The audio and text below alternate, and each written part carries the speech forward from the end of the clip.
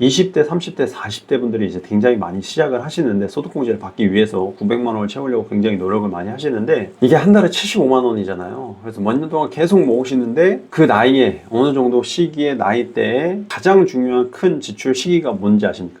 가장 중요한 시기가 뭐냐면요. 요즘에 직장인 여러분들이 가장 궁금해하시는 게 뭐냐면요, 연금 보험, 그리고 연금 저축, 그리고 연금 저축 펀드, IRP에 대해서 이제 많이 물어보셔가지고 이 세 가지에 대해서 장점과 단점, 그리고 저의 생각도 조금 공유하는 시간을 좀 갖도록 하겠습니다. 우선 보시면은 연금은 이제 노후 자금을 위한 현명한 준비, 공적연금과 사적연금, 그리고 연금 저축 보험, 그 IRP까지 대해서 쭉 한번 설명드릴 건데요. 연금 저축 펀드란 뭐냐면은 이제 사적연금이라고 합니다. 그리고 일단은 연금 저축 펀드는 목적은 이제 무조건 연금으로 이제 가입하시는 거고요. 나이 기간은 이제 아예 없습니다. 나이 기간이 이제 없는 것은 무슨 소리냐? 내가 내고 싶을 때 납입하고 납입하지 않을 때는 이제 안 내도 된다는 거죠. 그리고 납입 금액도 없습니다. 내가 1,000원 내고 싶으면 1,000원 내는 거고요. 10,000원 내고 싶으면 10,000원 내는 거고, 100만 원 내고 싶으면 100만 원 내는 거고. 대신 이제 세액공제 한도는 이제 600만 원이라고 생각하시면 됩니다. 이게 연금 저축 펀드라고 하고요. 그리고 그다음에 이제 IRP, 개인 퇴직연금에 대해서 이제 설명을 드릴 건데, 개인 퇴직연금도 목적은 어쨌든 연금입니다. 그리고 세액공제는 900만 원 한도고, 그리고 연금저축펀드와 IRP의 공제 한도가 900이기 때문에 대신에 이제 IRP는 주식형이 70%, 그리고 안전자산을 무조건 30%를 가져가셔야 돼요. 최종의 이제 조합은 연금저축 600만 원, 그리고 IRP 300만 원으로 해서 세액공제를 이제 최대화하시는 게 가장 현명하신 방법이라고 생각하시면 됩니다. 자, 그리고 이제 연금, 공적연금은 이제 연금보험이죠. 보험회사에서 제공하는 연금 상품이라고 생각하시면 될 것 같은데요. 얘도 마찬가지로 목적은 이제 연금입니다. 노소득 보장에 대해서 이제 가입하시는 거고, 납입 방식은 일시납이 있고, 그리고 장기 분할납, 뭐 5년 납, 10년 납, 20년 납, 30년 납, 이 정도로 된다고 생각하시면 될 것 같고, 그리고 세액공제는 해당이 없습니다. 일단은 여러 가지 장단점을 얘기하기 전에 연금 수령 시 알아야 될 세금에 대해서 제가 좀 얘기를 좀 해드리자면요,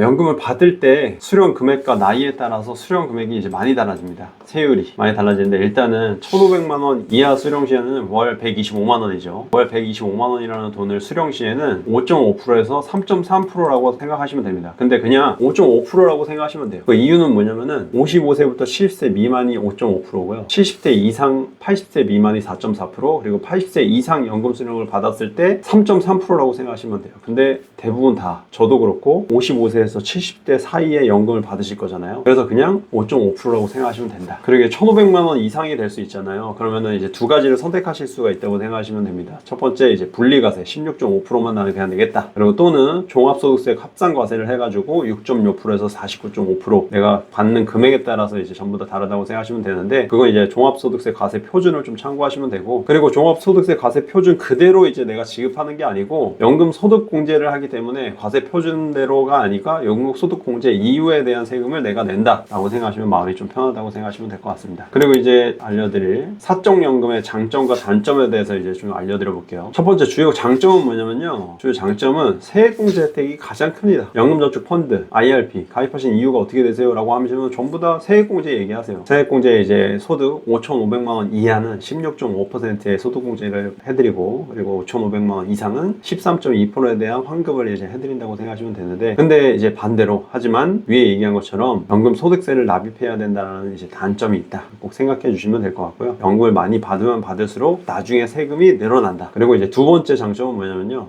과세율까지 당장 세금을 납부하지 않고 내가 낼 세금을 최대한 뒤로 과세 이연이라고 하죠. 과세 이연이라고 생각하시면 될 것 같고, 근데 이것도 하지만 요즘에 이제 말이 많잖아요. 이제 미국 배당에 대해서는 세금에 개정돼서 이제 세금을 내야 됩니다. 그리고 연금소득세 5%까지 또 다시 나중에 받을 때 또 내야 되기 때문에 이거 이중과세라는 말이 나오는 겁니다. 이게 이제 과세 이연이라는 장점과 그리고 세액공제라는 장점 대신에 그거에 대한 단점도 좀 있다라고 생각하시면 되고요. 그리고 사적연금 수익과 리스트, 수익 가능성이 굉장히 높죠. 수익률이 높다. 수익률이 너무 좋은데 반대로 생각하면 수익률이 안 좋을 수도 있다는 거예요. 대부분 투자이기 때문에 안 좋을 수 있다는 건데, 이게 어떻게 보면 장점이자 단점이죠. 근데 대부분 물론 투자를 어느 정도 알고 이 구조를 이해를 하시면은 뭐 장기 투자한다, 그리고 이제 분산 투자하고, 그리고 리밸런싱 한다는 거면 충분한 수익을 안정적으로 수익을 낼 수 있지만, 제가 만나는 사람들을 보면은 대부분 이거에 대해서 모르시는 분들도 있다라는 거예요. 리밸런싱이 뭐고, 장기 투자 뭐 오래 투자하면 되는 건가? 근데 그냥 현금만 갖고 계신 분들도 많았다라는 거예요. 그랬을 경우에 수익이 안 좋을 수도 있다라는 거죠. 그리고 이제 자율적인 납입 금액이 어떻게 보면 장점이죠. 자율적으로 내가 내고 싶을 때 낼 수 있다. 원하는 시기에 원하는 만큼 납입할 수 있어서 흐름을 관리하기가 굉장히 용이하죠. 내가 자율적으로 납입하는 게. 근데 이제 예를 들어서 제 고객 중에 이런 고객님들도 있었어요. 소비를 이제 너무 좋아하시는 분이 있어가지고 제가 재무 설계를 딱딱딱딱 해드려서 연금저축 펀드에는 10만원, 그리고 연금보험에는 10만원, 그리고 30만원은 적금을 하고 고정지출이라든지 생활비라든지 그런 걸 쭉 플랜을 세웠는데 1년 뒤에 결론은 어떻게 됐냐면요, 연금저축에는 30만원이 들어가 있고 연금보험에는 120만원이 들어가 있고 적금은 이미 깨서 쓰고 계시더라고요. 그러니까 이게 무슨 소리냐, 자율적인 게 어떻게 보면 장점이 될 수 있겠지만 자율적인 게 단점이 될 수 있다는 거예요. 정답은 없지만 자율적인 것이 누구한테는 너무 좋지만 누구에게는 강제로 모이는 게 더 장점일 수 있다는 겁니다. 그래서 이것도 어떻게 보면은 장점과 장점이자 단점이라고 얘기할 수 있죠. 그리고 이제 연금 수령 기간의 한계에 대해서 좀 얘기해 드릴 건데요. 연금은 기간이 정해져 있습니다. 이제 연금저축 펀드라든지 IRP라든지 최소 연금 개시 시점은 55세라고 생각하시면 되고요. 최대 연금 수령 기간은 20년이기 때문에 내가 55세에 수령을 받겠다 그러면은 75세까지밖에 받지 못합니다. 물론 많이 내고 세금도 많이 내고 그 돈으로 다시 개인 투자를 하면 되는 거 아니야? 라고 생각하시는 분들 있겠지만 지금의 내 생각과 내가 다시 투자를 공부해가지고 70대 때도 계속 내가 투자를 한다? 그때는 또 상황이 달라질 수 있다는 걸 꼭 아셨으면 좋겠고, 그리고 세액공제 한도가 900만 원에 너무 좋죠. 근데 그거 어떻게 보면 생각해보면요, 월 75만 원이거든요. 월 75만 원인데 75만 원이라는 저축을 몇 년 동안 해서 몇십 년 동안 뭐 계속해서 모으는 건데 20대, 30대, 40대 분들이 이제 굉장히 많이 시작을 하시는데 소득공제를 받기 위해서 900만 원을 채우려고 굉장히 노력을 많이 하시는데 이게 한 달에 75만 원이잖아요. 그래서 몇 년 동안 계속 모으시는데 그 나이에 어느 정도 시기의 나이대에 가장 중요한 큰 지출 시기가 뭔지 아십니까?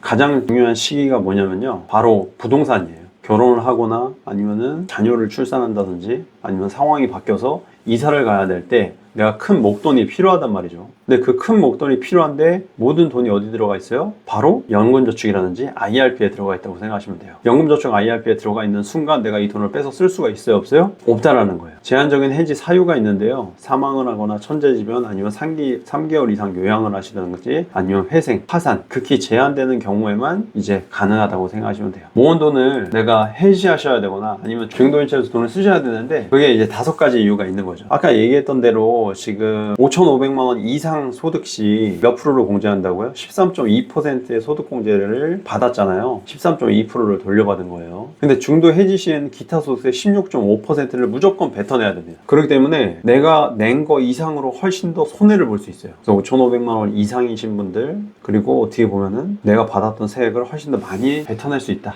그리고 이제 공적연금에 대해서 좀 얘기를 해드릴게요. 공적연금은 그냥 국가가 운영하는 사회적 보장 제도로 일정 기간의 보험료를 납입하면은 은퇴 후 평생 동안 안정적인 수입을 보장받을 수 있는 제도라고 생각하시면 되고요. 공적연금도 장점과 무조건 단점이 있습니다. 일단 첫 번째 이제 장점은 죽을 때까지 받을 수 있다는 거예요. 사적연금은 어떻게 보면은 20년 동안만 받지 못하고 최대한 빨리 수령하면 75세까지밖에 받지 못하지만 공적연금은 45세 때부터 수령이 가능하고 내가 죽을 때까지, 뭐 짧게 받고 싶으면 짧게 받아도 상관은 없으시지만 내가 죽을 때까지, 연금의 개념이 내가 노후 자금을 위한 자금이기 때문에 죽을 때까지 받을 수 있다는 장점이 있죠. 하지만 반대로 길게 받으면 당장 받을 수 있는 파이가 작아진다고 생각하시면 됩니다. 그게 장점이자 단점이고, 두 번째 장점은 비과세 혜택이에요. 연금소득세를 아예 안 낸다고 생각하시면 됩니다. 아까 전에 얘기한 것처럼 1,500만 원 이하 시에 세금 이율이 달라지는 건데 얘는 그 1,500만 원 이상이 안 들어가기 때문에 내가 개인연금과 그리고 연금저축펀드 IRP를 골고루 섞어서 가져가야지 합리적이다라고 생각하시면 될 것 같고요. 이제 공적연금 주요 장점에 대해서 좀 얘기해 드리자면은, 공적연금의 가장 큰 장점 중에 하나는 유연한 자금 활용입니다. 만기 이후에 80%에서 90%까지 약관 대출이 가능하고 은행보다 좀 더 저렴한 약관 대출이 가능하거든요. 그 약관 대출로 집을 산다든지 아니면은 돈으로 이 연금저축 펀드를 좀 더 넣는다든지, 내가 지금 당장에 3%를 마이너스를 내면서 딴 데에서 더 큰 수익을 내면 되는 거잖아요. 근데 언제든지 약관 대출이라든지 아니면 다시 상환이라든지 이게 너무 자유롭기 때문에 은행보다 더 낮은 이율로 대출을 받을 수 있다. 근데 이제 이거에 대한 또 단점이 있죠. 단점은 뭐냐면요, 연 3%의 이자를 부담함으로써 장기간 대출을 유지할 경우에 이자 비용이 굉장히 누적이 되죠. 결론은 빌려 쓰는 돈이니까. 이제 두 번째로는 안정적인 수익 실현이라고 생각하시면 됩니다. 예전에는 사업비를 너무 많이 뗀다, 10% 뗀다, 20% 뗀다 이런 거에 대한 단점이 있었지만 요즘은 사업비를 거의 안 떼는 수준으로 연금이 많이 만들어집니다. 그리고 단리 7%를 아니면 그 이상을 준다고 얘기를 하면서 연금을 이제 많이 가입을 하죠. 그리고 연금으로 안정적으로 돈을 불릴 수 있다는 장점이 있습니다. 하지만 안정적이냐는 거에 대한 반대말은 뭐죠? 아까 전에 얘기한 것처럼 수익이 많다라는 반대말은 수익이 오히려 적을 수 있다는 거고, 안정적이라는 거는 그만큼 수익이 많이 나지 않는다는 얘기가 동일합니다. 그래서 반대로 안정적인 구조이기 때문에 주식과 펀드와 같은 고수익 상품에 비해 큰 수익률을 기대하기가 어렵습니다. 핵심 정리에 대해서 얘기를 해드리자면은 여태까지 이제 IRP, 연금저축펀드, 그리고 연금보험에 대해서 쭉 설명을 드렸는데요. 공적연금은 이제 안정성을 중심으로 하는 연금이라고 생각하시면 되고요. 그리고 사적연금은 병행을 하면서 운용할 경우에는 안정성과 수익성을 동시에 추구하는 효율적인 자산 관리라고 생각을 합니다. 그래서 제 개인적인 의견은 지금도 그렇게 하고 있고, 공적연금과 사적연금을 잘 알차게 나중에 연금 받았을 시점을 고려해서 가져가시는 게 최대의 장점이라고 생각합니다.